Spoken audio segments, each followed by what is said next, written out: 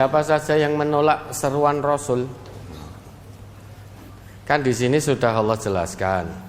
Walaqad ba'atsna fi kulli ummatir rasula. Dan sungguh telah kami utus di tiap-tiap umat itu seorang rasul. Dan semua rasul seruannya sama. Ani'budullaha wajtanibut taghut. Sembahlah Allah dan jauhilah tauhid. Begitu Rasul atau utusan Allah menyeru demikian, manusia terbagi menjadi dua. Yang pertama, faminhum man hadallah. Di antara mereka ada yang mendapat petunjuk dari Allah dengan menjawab dan mengikuti seruan dari Rasul.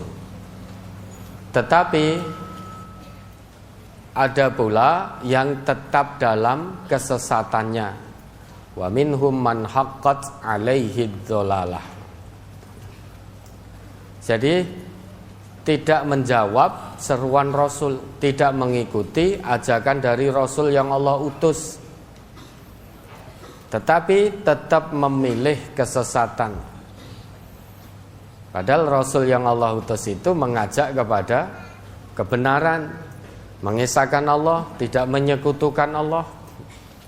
Tetapi di antara manusia ada yang menolak ajakan Rasul itu dan tetap memilih dalam kesesatan. Jadi itu siapapun, karena di situ man wa minhum man.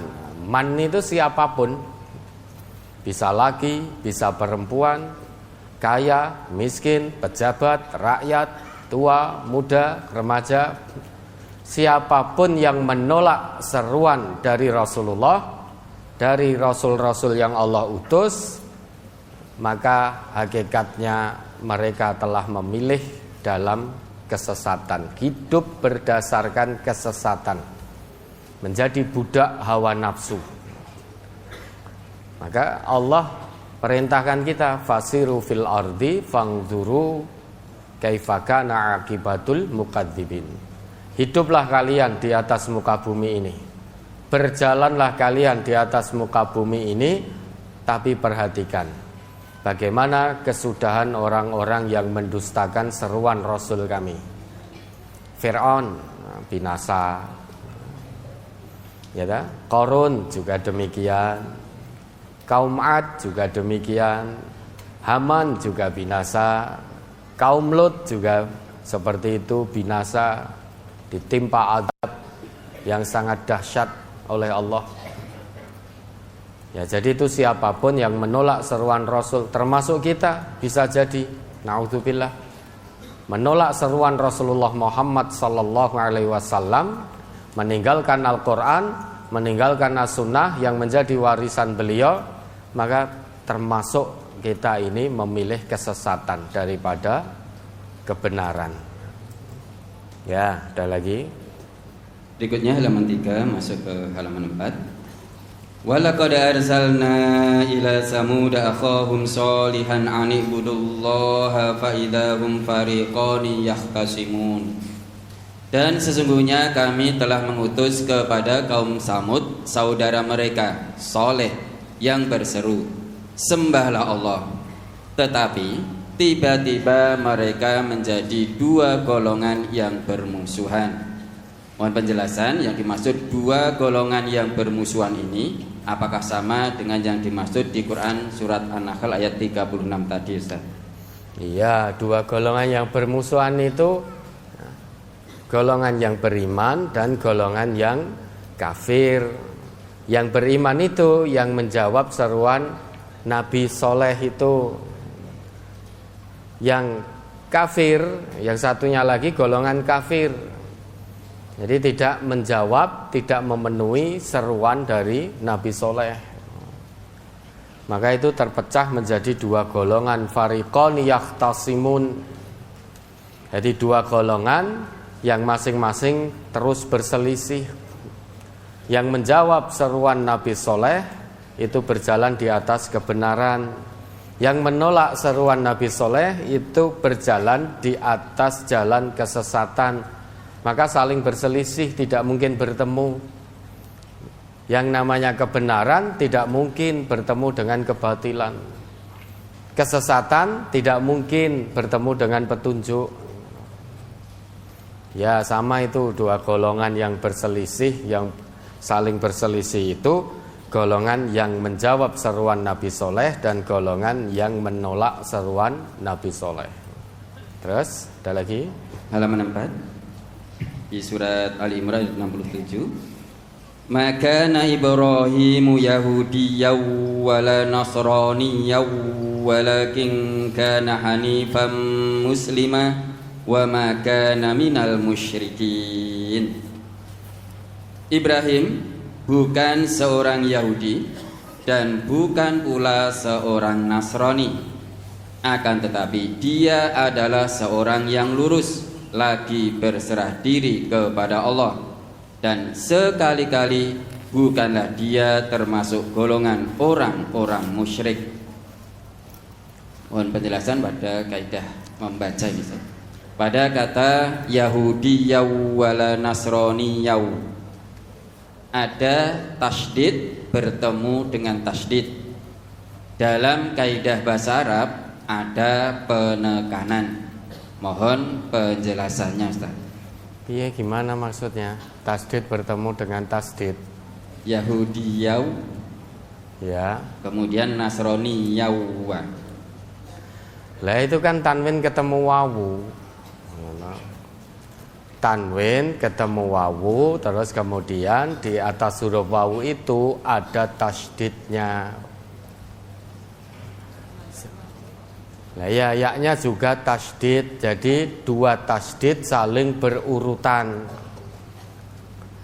Dua tasydid saling berurutan itu kalau diucapkan di lisan itu kan sakil, sikol, berat. Yahudiyyaw berat tak? As-siqal fin nutqi yadullu ala as-siqal fil makna. Beratnya dalam ucapan itu menunjukkan dalamnya makna. Jadi itu menegaskan, bentuk penegasan bahwa Ibrahim itu benar-benar bukan Yahudi, bukan Nasrani. Jadi Ibrahim itu tidak condong pada Yahudi, tidak condong pada Nasrani. Baik Yahudi maupun Nasrani ini kan saling klaim, saling mengklaim, mengakui bahwa Ibrahim itu termasuk dari golongannya. Orang Yahudi berkata demikian, orang Nasrani juga begitu, bahwa Ibrahim ini termasuk golongan dari Nasrani. Itu klaim sepihak. Padahal yang namanya Taurat, yang namanya Injil itu baru diturunkan sesudah Nabi Ibrahim. Bagaimana mereka bisa saling klaim?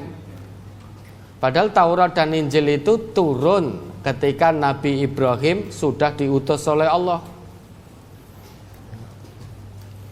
Dan Nabi Ibrahim itu seorang yang hanif, lurus. Lurus, tidak bengkok. Jadi lurus dalam penyerahan dirinya kepada Allah. Artinya Nabi Ibrahim itu Islam, bukan Yahudi, bukan Nasrani. Maka di situ ditegaskan bertemunya dua syiddah secara berturutan itu berat di lisan, berat diucapkan. Beratnya ucapan menunjukkan beratnya makna, dalamnya makna. Jadi tegas sekali bahwa Ibrahim itu bukan Yahudi, bukan Nasrani. Tetapi Ibrahim itu seorang yang lurus, yang muslim, menyerahkan jiwa raganya secara total kepada Allah. Nah itu Coba kita kan berat toh mengucap dua syiddah yang bertemu secara berurutan, itu kan lisan kita berat. Nah itu menunjukkan dalamnya makna. Semakin berat dalam ucapan, semakin dalam maknanya. Seperti ini. Coba itu di Al-Fath ayat 10 itu. Quran surat 48 ayat 10.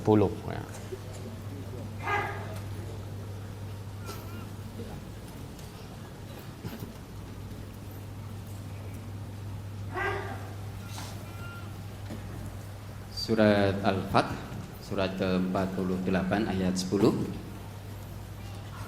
Innal ladzina yubayyi'unaka innama yubayyi'una Allah yadullahi fawqa aydihim faman nakasa fa innama yankusu ala nafsihi wa man awfa bima ahada alaihi Allah fasayu'tihi ajran 'azima.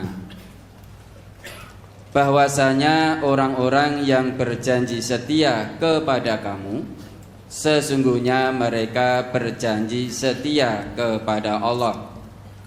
Tangan Allah di atas tangan mereka. Maka barang siapa yang melanggar janjinya, niscaya akibat ia melanggar janji itu akan menimpa dirinya sendiri. Dan barang siapa menepati janjinya kepada Allah, maka Allah akan memberinya pahala yang besar.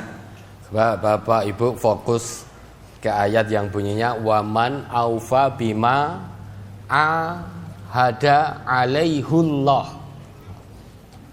Kenapa tidak alaihillah? Waman aufa bima ahada alaihullah. Kalau dalam bahasa Arab ini harusnya alaihillah. Karena di situ ada ala. Ala itu harfu jar, huruf jar yang menjadikan harokat sesudahnya itu harus kasroh. Alaihu, hu hak di situ harusnya kasroh hi. Wa man aufa bima ahada alaihillah, harusnya begitu. Karena habis ala, hinya, haknya itu harusnya kasroh. Tapi kenapa itu dhammah jadi alaihullah? Kira-kira lisan kita berat mana? Alaihillah atau alaihullah? Nah, berat alaihullah. Itu menunjukkan bahwa menepati janji kepada Allah itu harus dan wajib, tidak boleh tidak dengan alasan apapun. Menepati janji kepada Allah itu wajib. Jadi maknanya dalam sekali. Orang yang sudah berjanji atas nama Allah harus ditepati. Kalau tidak bisa menepati, ada kafarohnya kan itu. Maka yang namanya sebuah janji kepada Allah itu maknanya agung sekali, dalam sekali. Maka di situ alaihullah bukan alaihillah. Karena kalau alaihillah itu ringan di lisan. Sedangkan makna menepati janji ini makna yang sangat dalam. Ini harus diusahakan dan wajib. Janji kepada Allah itu harus ditepati. Maka di situ ayatnya berbunyi alaihullah gitu. Haknya pakai dhammah. Berat diucapkan, berat dalam pengucapan itu menunjukkan semakin dalam makna dari yang ditunjuk oleh kata itu, oleh ayat itu. Dan orang yang menepati janjinya kepada Allah akan Allah beri fasayu'tihi ajran azima. Azim akan Allah beri balasan pahala yang sangat besar, azim. Jadi menepati janji kepada Allah itu sesuatu yang azim, sesuatu yang besar. Maka pahalanya pun juga azim, pahalanya juga besar. Dan ayatnya pun berbunyi alaihullah, dengan sesuatu yang berat diucapkan di lisan. Padahal kita tahu sesudah ala itu harusnya harokat sesudah ala, harokat akhir itu harus kasroh dalam bahasa Arab. Tetapi di sini tidak. Allah gunakan alaihullah, berat. Karena menepati janji itu termasuk sesuatu yang azim, yang besar. Sesuatu yang berat, sesuatu yang besar maknanya biasanya ditunjuk oleh Al-Quran dengan ditunjukkan beratnya dalam pengucapan. Ya, ada lagi?